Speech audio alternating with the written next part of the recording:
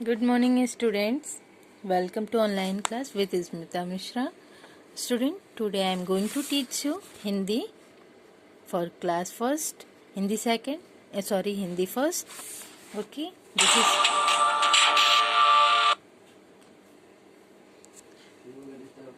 this is chapter 8.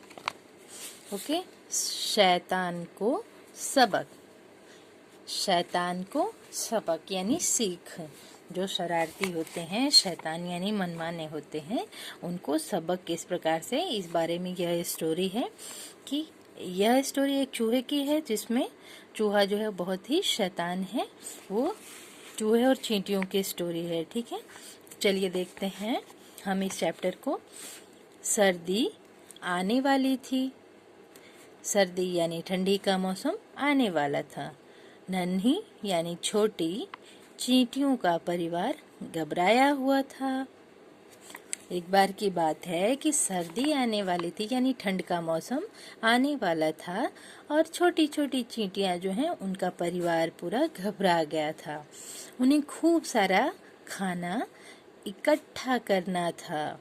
उन्हें क्या करना था? खूब यानी ढेर सारा खाना जो है वो इकट्ठा करना था। पूरा परिवार रात दिन जुटा रहता यानी मिलजुल करके एक काम, मतलब बिना रुके किसी काम को करना, वो जुटा हुआ होना होता है। ठीक है, तो पूरा परिवार जो है वो सुबह शाम दिन रात उसी काम में इकट्ठा, मतलब खाना को इकट्ठा करने के काम में जुटे रहते यानी लगे रहते, यानी वह पूरे दिन वो भोजन ही इकट्ठा करते रहते। अपने नन्हे से मुख में बड़े बड़े दाने लेकर वे दौड़कर बिल में आती।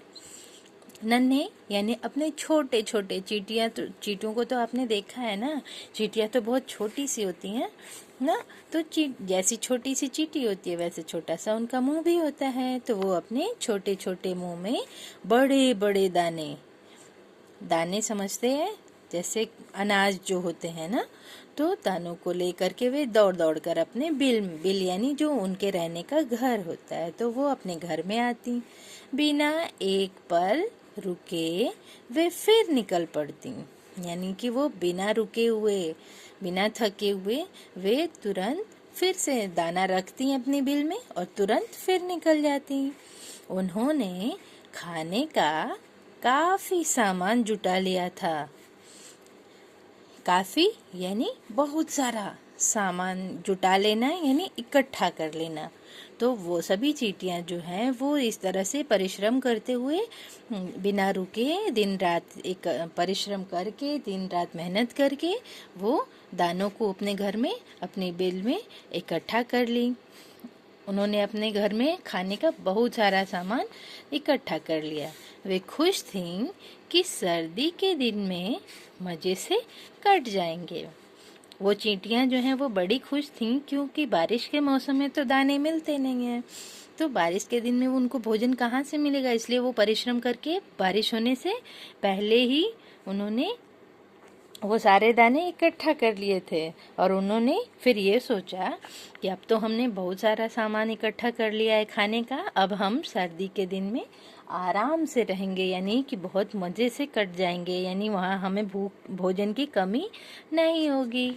एक दिन उन्होंने देखा कि उनका सारा खाना गायब हो गया है। जब वो अपने बिल में जाकर एक दिन देखी तो उन्होंने देखा कि घर में तो बिल्कुल भी खाने का कोई सामान नहीं है। सारा सामान वहाँ से गायब है, यानी कि वहाँ पे है ही नहीं कुछ। पता चला कि यह काम एक चूहे ने किया है। जब उन्होंने पता लगाया, वहाँ जब उन्होंने कुछ भी नहीं पाया तो उन्होंने पता लगाया, तो उन्हें यह पता चला कि यह सब काम यानी उनका जो भी खाना इकट्ठा किया था उन्होंने, उसको चूहे ने खा लिया है। उस चूहे का बिल चींटियों के बिल के पास ही था। वो जो चूहा था, उस चूहे का जो चूहा उनके सारे भोजन को खा गया था, सारे अनाज को चट कर गया था, वो चूहे का बिल जो है वो चींटियों के बिल के पास ही था, यानी बिल्कुल नज़दीक। चूहे ने नीचे ही नीचे चींटियों के बिल तक रास्ता बना लिया था। नीचे नीचे यानी अंदर अंदर चींटियों के बिल के लिए रास्ता बना लिया था, अपने बिल से उसके बिल तक। ठीक है। जैसे ही चींटियां खाना इकट्ठा करती, चूहा चट कर जाता। चींटियों ने चूहे को बहुत समझाया। ठीक है, चींटियों ने चूहे को बहुत समझाया, पर शैतान चूहा कहाँ मानने वाला था। उन्होंने उसको बहुत समझाया कि तुम मेरे अनाज को मत खाओ, हम लोग बहुत इकट्ठा करके इस भोजन को बहुत हम लोग परिश्रम करके इस भोजन को इकट्ठा किए हैं, बहुत मेहनत लगी है हमारी, तुम हमारी मेहनत को ऐसे मत खा जाओ। तो लेकिन वो शैतान यानी शरारती चूहा जो है वो माना नहीं। उसने कहा कि नहीं, फिर भी मैं खाऊंगा। उसको कोई फर्क नहीं पड़ता कि उन्होंने क्या समझाया। चींटियां जो है पड़ोस जब उन्होंने बहुत समझाया और वो नहीं माना, तो फिर वो सारी चींटियां जो है पड़ोस में यानी कि पास में ही रहने वाली बिल्ली के पास गई। पास में उनके घर के एक बिल्ली रहती थी, उस बिल्ली के पास गई और उनसे विनती किया। विनती यानी प्रार्थना, रिक्वेस्ट किया ना, उनसे बहुत ही रिक्वेस्ट किया, जिसको आप चिरोरी कहते हैं ना। तो बिल्ली रानी, उन्होंने क्या विनती किया? उन्होंने कहा कि बिल्ली रानी, आप तो बड़ी सयानी हैं। सयानी मतलब समझदार हैं। उन्होंने बिल्ली से ये कहा कि बिल्ली रानी, आप तो बहुत ही समझदार हैं। एक चूहे ने हमारी नाक में दम कर रखा है। नाक में दम करना यानी बहुत परेशान करना, बहुत ज्यादा परेशान करना ना। तो वो दम कर रखा है। हम रात दिन मेहनत करके खाना इकट्ठा करते हैं और चूहे महाराज मजे से चट कर जाते हैं। फिर वो सारी चींटियां क्या की कि उनके पड़ोस में एक बिल्ली रहती थी। उस बिल्ली से उन्होंने कहा कि बिल्ली रानी, आप तो बहुत ही समझदार हैं, कि हमारी एक मुसीबत है जिसको आप ही हल कर सकती हैं। तो बिल्ली ने कहा कि हाँ बताओ। तो फिर उन्होंने कहा कि हम रात दिन मेहनत करके खाना इकट्ठा करते हैं और एक चूहा है जो वो पूरा खाना हमारा इकट्ठा किया हुआ, हमारा मेहनत जो है वो मजे से चट कर जाता है। यह सुनकर बिल्ली ने कहा, चूहे की इतनी मजाल, अब तुम देखो मैं उसे कैसे मजा चखाती हूँ। मजाल यानी हिम्मत। तो बिल्ली ने कहा कि चूहे की इतनी हिम्मत, अब तुम देखो कि मैं उसे कैसे मजा चखाती हूँ, यानी सबक सिखाती हूँ या नुकसान पहुँचाती हूँ। ठीक है, देखो अब मैं उसे, उन्होंने तुम्हें नुकसान पहुँचाया है, अब मैं उसे कैसे नुकसान पहुँचाती हूँ। चूहा तो अपने बिल में आराम से खर्राटे भर के सो रहा था। खर्राटे भरना यानी सोते समय आवाज आना ना, नाक से आवाज आना, वो है खर्राटे भरना। तो चूहा अपने बिल में आराम से खर्राटे भर रहा था ना। बाहर से जोर से गुर्राहट सुनाई दी। गुर्राहट यानी बिल्ली या शेर की जो तेज आवाज होती है ना, उसे हम गुर्राहट कहते हैं। तो वो गुर्राहट की आवाज सुनाई दी चूहे को। तू नन्ही सी जान चींटियों को तंग कर रहा है। आज के बाद तूने उनका एक भी दाना छुआ तो तेरी खैर नहीं। खैर नहीं मतलब तो तुम जो है मुश्किल में पड़ जाओगे। खैर नहीं मतलब उनको ये चेतावनी दे रही थी वो बिल्ली कि तुमने इन नन्ही सी चींटियों को तंग कर रखा है।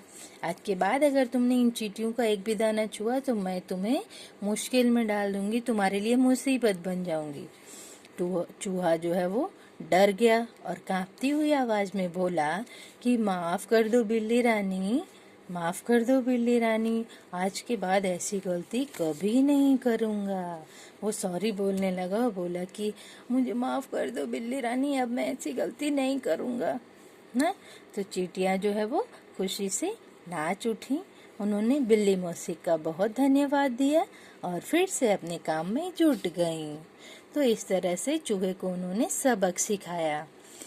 तो इस कहानी से हमें क्या शिक्षा मिलती है कि हमें कभी भी किसी के मेहनत को बर्बाद नहीं करना चाहिए और जो जैसा करे उसको हमें सबक जरूर सिखाना चाहिए।